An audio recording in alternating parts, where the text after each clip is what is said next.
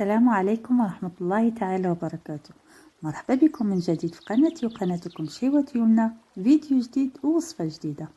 نتمنى إن شاء الله تكونوا كلكم بخير وعلى خير.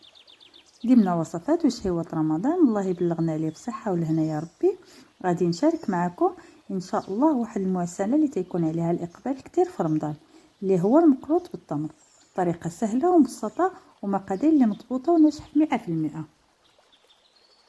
غادي نشارك معكم ان شاء الله بادق التفاصيل والنصائح باش ينجح لكم 100%، باش ما يتشقش لكم وما يتنفرش، تيبقى هو. تبعوا معايا الفيديو حتى الاخير، ان شاء الله غادي تشوفوا معايا كل شيء بادق التفاصيل. غير ما تبخلوش عليا، الله يجازيكم بالخير باللايكات ديالكم، وما تنساوش تبارطاجيو الفيديو مع الناس اللي تتعرفوهم باش تعم الفائده. وإلا كنتي اول مره تزوري القناه، تنقول لك اختي مرحبا بك والف مرحبا. شاركي وفعلي الجرس باش يوصل لك كل جديد. وبسم الله على بركة الله نبداو بالمقادير وطريقة التحضير. بالنسبه للمكونات غادي نحتاج 3 دسلايف سميده. هنا بالنسبه للسميده تندير السميده العاديه ديال الحرشه، ماشي رقيقه وماشي الغليظه. وعندي زلافه الزبده اللي ذوبتها مزيان حتى رجعت نوازيت، يعني ما بقاش فيها لا ماء ولا الحليب اللي تيكون فيها، وشويه الملحه باش نهرس ليها ديك الحلاوه. في القصعه تندير السميده ورشه الملحه، تنضيف الزبده وتنبقى نبسبس الخليط ديال السميده مزيان حتى يتلبس كله بالزبده، وما يبقاش حتى شي بلاصه ما وصلتهاش الزبده. كما تلاحظوا معايا تنبسبسها بيديا وتندخل فيها ديك الكميه كامله د الزبده.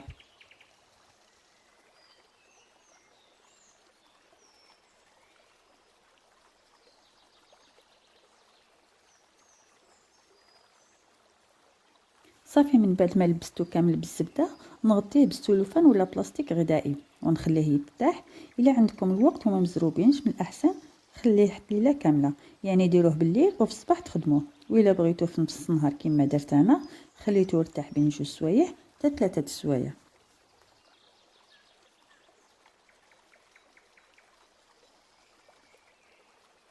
ودابا غندوز نحضر التمر ولا العقده اللي غتكون من الداخل. عندي نص كيلو عجين تمر، معلقه كبيره د الزبده دايبه، شويه د الجنجلان مطحون، وممكن ديروا حتى اللوز محمر ومطحون، 2 معالق ديال الماء زهر. نخلطهم مزيان حتى ينسجموا مع بعضهم. التمر ما خصوش يكون جاري وتيلصق في اليد، غادي يضيع لينا الشكل ديال المقروط. هانتوما كما تلاحظوا معايا القوام ديال التمر تيكون ناشف، يعني ما تيكونش خفيف ولا جاري.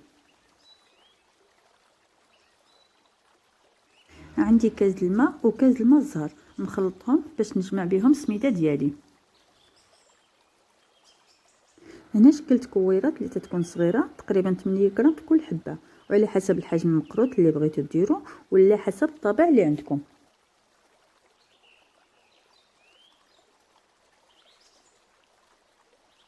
دابا نرجع للسميده من بعد ما ارتاحت تقريبا 3 سوايع.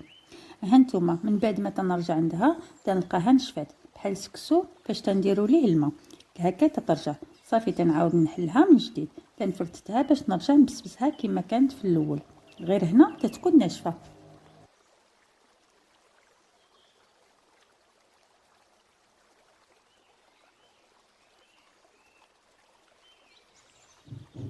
وهنا تنزيد ليها معلقه كبيره د الطحين، وهذا هو السر اللي ما تيخليهاش يطرطق في الزيت. ونحاول ندخلها مزيان في السميده.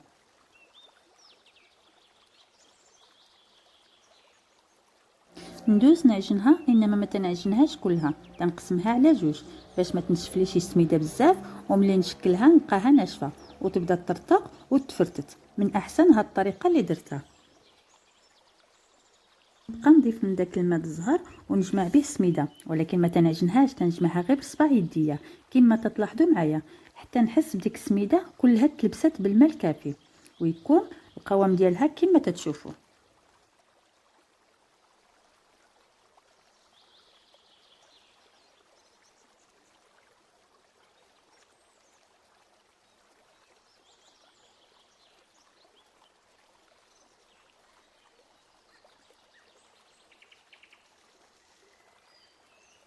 غادي ندوز نشكل الكريات اللي غادي نحضر بهم المقروط. تناخذ كميه من العجين السميده، القياس تقريبا تيكون واحد 28 غرام. تنبسط بيديا ونعمر بعقده ديال التمر ولا الكويره ديال التمر وتنجمعها. كلشي باين لكم في الفيديو، طريقه سهله وزيد مبسطه. هكا غنبقى نشكل في الكريات وتنحطهم في اللاطه حتى ينشف على خاطرو. الا شكلناه في ديك الساعه غيبقى يلتصق ليا في الطابع، والا كنت غنخدمو غير بالموس ما حتاش نخليه ينشف ولا يرتاح. من بعد ما ساليت ديك الكميه ديال العجينه اللي عندي، ندوز باش نكمل على الكميه اللي بقات لي من السميده، وطبعا بنفس الطريقه اللي درت في الاول.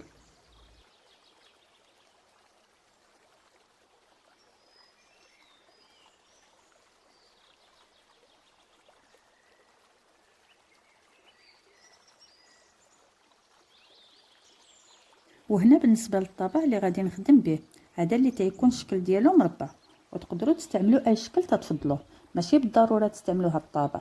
والصراحه الشكل ديال هذا تيجي زوين. صافي غنبدا نشكل في المقروط من بعد ما نشف واحد شويه. تنبدا بالحبات الاولين اللي تيكونوا نشفوا وخداو وقتهم الكافي باش يجيوني ساهلين في التشكيل، وفي الطبعه تجيني باينه كما تتشوفوا، وما تلصق ما حتى حاجه لان دوك الكويرات نشفوا مزيان. صافي كما تلاحظوا معايا تنشكل في المقروط بهذه الطريقه. تناخذ كويره وتنديرها في وسط الطابع وتنضغط عليه مزيان وتنزولها بكل سهوله. طريقه سهله وعمليه بزاف بالنسبه حتى الاخوات اللي ما تقدروش يديروا ديال الموس وتيخرج ليهم التمر بالجناب. خدموا بهذه الطريقه تتجي زوينه والتمر تيبقى لداخل، ما تيتحرقش في المقله وما تيطرطقش.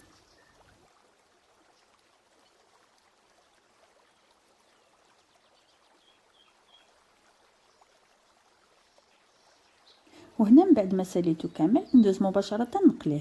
عندي مقله فيها كميه من الزيت، من الاحسن مقله تكون ثقيله والزيت بطبيعه الحال تكون جديده. وعندي العسل صنع منزلي.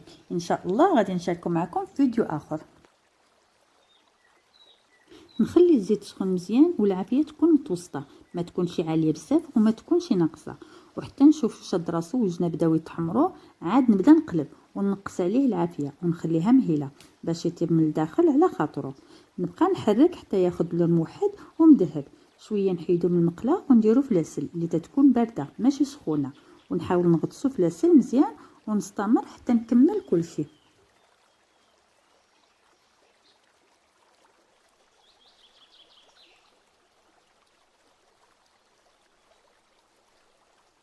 وهنا من بعد ما خليته تقريبا شي ساعه في العسل عاد ندوز نصفيه ونديرو في واحد الصفايه باش يستقطر من العسل مزيان.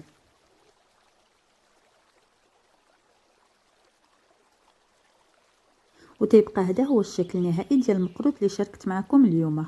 تيجي محمر وغزال بزاف في المنظر وحتى في المذاق ديالو تيجي هشيش ومعسل. واكيد غادي نفتح لكم باش تشوفوه كيفاش تيجي القوام ديالو، تيجي هشيش ولذيذ بزاف.